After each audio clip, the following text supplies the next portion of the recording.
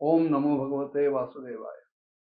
देवर्षी नारद बाल ध्रुवाला भगवंताच्या सगुण रूपाचं ध्यान कसं लावावं याचं एक एक करीत वर्णन करून सांगतायत. पुढे ते म्हणाले की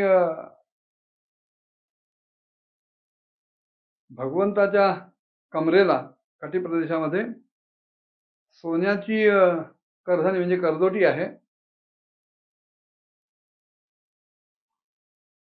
आणि पायांमध्ये सोन्याचे नुपूर आहेत, ज्यांचा अतिशय गोड असा आवाज येतोय, किणकिण ऐकू येते.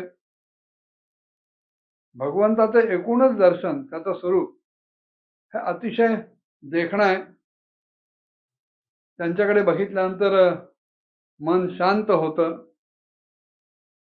मनाला आणि डोळ्यांना अतिशय आल्हाद देणारं, आनंद देणारं असं त्यांचं दर्शन आहे.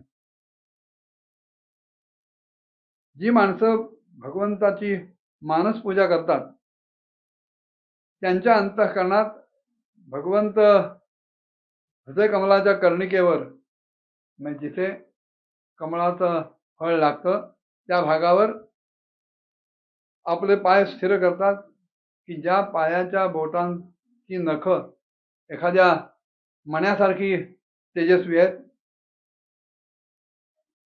आणि अशा प्रकारे धारणा करत करत जेव्हा साधकाचं चित्त स्थिर आणि एकाग्र होतं, तेव्हा मग हळूहळू त्या वरदायक अशा भगवंताचं मनातल्या मनातच असं ध्यान करावं की भगवंत माझ्याकडे अत्यंत प्रेमानं, कौतुकानं बघतायत, मला निहाळतायत आणि प्रेमभरी दृष्टी टाकून ते माझ्याकडे मंद मंद हसतात सुद्धा. स्मयमान अभिध्यायेत सानुरागावलोकनम नियते नैक भूतेन मनसा वरदर्शवम एवं भगवतो रूपम सुभद्रम ध्यायतो मनः निर्वृत्त्या परया तूर्णम संपन्न न निवर्तत. अशा प्रकारे भगवंताच्या मंगळमयी मूर्तीचं जर नित्य निरंतर आपण ध्यान लावलं तर लवकरच मन परमानंदामध्ये बुडून जातं, निमग्न होतं आणि मग तिथून त्याला बाहेर पडावं असं वाटत नाही. अन्य कुठल्याही विषयाकडे ते आकृष्ट होत नाही. त्या ध्यानातच सदैव डुंबून राहावं असं मनाला वाटतं. ध्यानाच्या बाबतीत रामानुजाचार्यांनी 3 गोष्टी सांगितल्या, ज्याला आपल्या आराध्याचं, उपास्याचं उत्तम ध्यान लावायचं आहे. ते म्हणाले, पहिल्यांदा आपण मनात हा विचार ठाम ठेवावा की आपलं जे उद्देश आहे भगवत प्राप्ती, ते दुर्मिळ नाहीये, दुर्लभ नाहीये. भगवंत मला मिळणारच आहे, अशा सकारात्मक निर्धाराच्या भूमिकेतून आपण भगवंताचं ध्यान धरावं. आणि हे ध्यान धरत असताना असतील आपल्यामध्ये काही दोष, पण त्या दोषांचं अनुसंधान न ठेवता लक्ष जास्तीत जास्त भगवंताकडे कसं केंद्रित होईल, एकाग्र होईल, याच्याकडे साधकानं प्रयत्न करावा. कारण आपणच आपल्यातले दोष जर उगाळत बसलो तर भगवंताचं ध्यान बाजूला होईल आणि दोषांचं चिंतन घडत घडत ते दोष पुन्हा आपल्या मनात स्थिर होतील, स्थिरपद होतील, ठाम होतील. तेव्हा आपण आपल्या दोषांचं अनुसंधान न ठेवता भगवंताच्या मूर्तीचं अनुसंधान ठेवावं. आणि तिसरं म्हणजे साधन आणि साध्य, म्हणजे ह्या 2 गोष्टी वेगळ्या नसून ते एकच आहे आणि ते एकच आहे म्हणजे भगवंतच आहे. अशा भावनेनं जर भगवंताचं ध्यान धरलं, भगवंताची भक्ती केली तर ते निश्चित सफळ होईल. स्वयंफलरूपता असं भक्तीचं वर्णन देवर्षी नारदाने सांगितलंय. भक्ती कशासाठी करायची? भगवंताची भक्ती अधिक मिळावी करायला, म्हणून भक्ती करायची. आणि भक्तीची साधनं त्यांनी पुढे सांगितली की अखंड भजन करावं, अव्यावर्त भजनात. भगवंताच्या पूजेमध्ये अतिशय प्रेम असावं, स्वेच्छा असावी.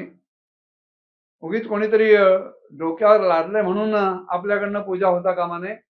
अत्यंत प्रेमानं, स्वेच्छेनं, हौशीनं भगवंताची पूजा करावी, तर ती भक्ती साधते. अनेक मार्ग आहेत. आणि मुख्य म्हणजे आपल्या ठिकाणी भगवंताबद्दल निष्ठावंत भाव असला पाहिजे. निष्ठावंत भाव भक्तांचा स्वधर्म, निर्धार हे वर्म चुकवू नये. निष्काम निश्चल विठ्ठली विश्वास, पाहो नये वास अनेकांची. तुका म्हणे ऐसा कोण उपेक्षिला, नाही ऐकिला ऐसा कोणी. ह्या निर्धारानं, ह्या निष्ठेनं अन्य कोणीतरी आपल्याबरोबर या साधनेमध्ये समाविष्ट होतील, साथ देतील अशी वाट न बघता जर आपण भगवंताचं ध्यान लावलं तर ते निश्चितच सफळ होईल. भगवत प्राप्ती निश्चित होईल. आणि पुन्हा त्याच्या जोडीला आपल्या मनात हा विचार असायला पाहिजे की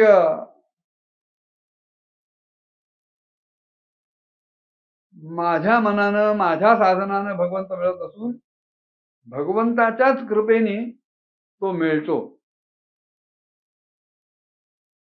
त्यासाठी आपण भगवंताला सांगावं, समर्थांनी जे सांगितले त्याप्रमाणे. काया वाचा मनोभावे तुझा मी म्हणवी ते, हे लाज तुझला माझी बुद्धी दे रघुनायका. भगवंता रामा, बुद्धी मला एकच दे की ज्याच्यामुळे माझं मन, माझी वाणी, माझं शरीर हे केवळ तुझ्याच सेवेत, तुझ्या ध्यानात लागेल.